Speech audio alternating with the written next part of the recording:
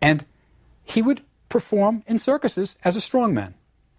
Gave that up, became an engineer. And eventually he sought his fortune in Egypt. He came over to Egypt to sell a new device for raising water from the Nile for irrigation, a new kind of pump.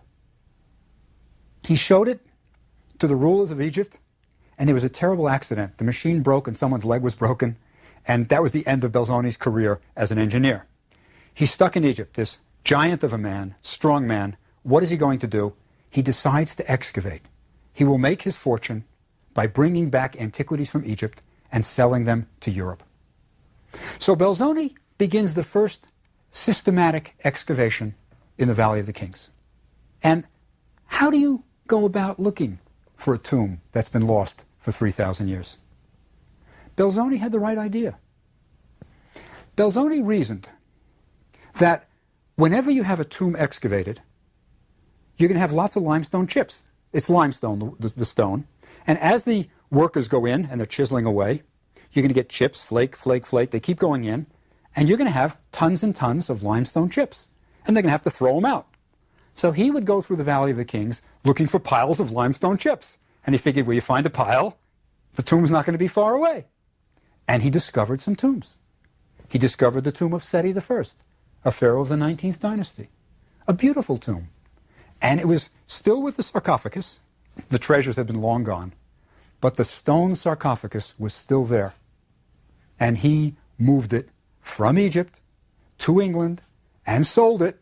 And it's today, you can still see the sarcophagus of Seti I. It's in John Soane's museum in London.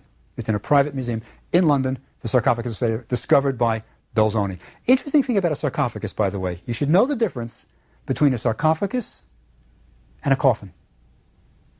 A coffin's made of wood. A sarcophagus is made of stone. Now, think about the word sarcophagus. What English word does it sound like? As close as you can get is esophagus, right? And there's a reason for that. When the Greeks came into Egypt and they discovered sarcophagi, and they would take the lid off, and they'd look inside, and they'd see a mummy. Now, a mummy is, of course, dehydrated. And they would look at the mummy in the sarcophagus, and they would call the stone box that it was in a flesh eater, sarcophagus, because the flesh was all gone from the mummy. So sarcophagus really means flesh eater, and it was named by the Greeks. So you'll always remember that a sarcophagus is stone, and Belzoni discovers the sarcophagus of Seti I and moves it to England. Belzoni discovers some other tombs, right? He's doing quite well. But up until this time, say 1818 even, no pharaoh's body had ever been found in the Valley of the Kings.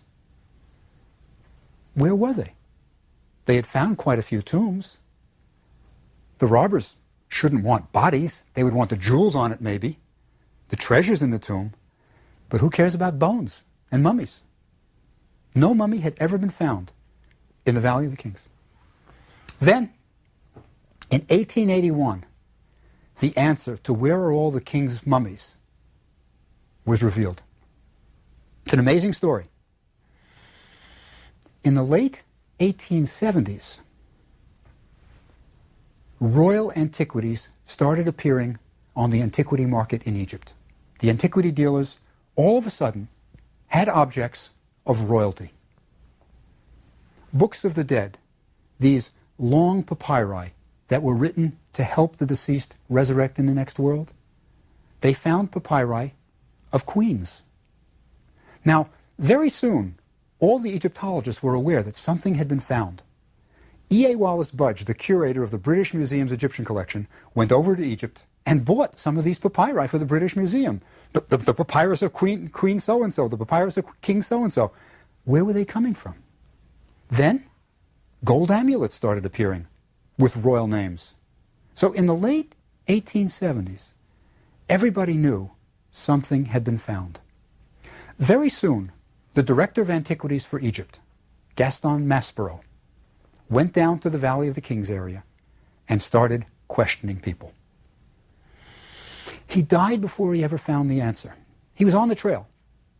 He thought that a family of grave robbers, there was a family of grave robbers near the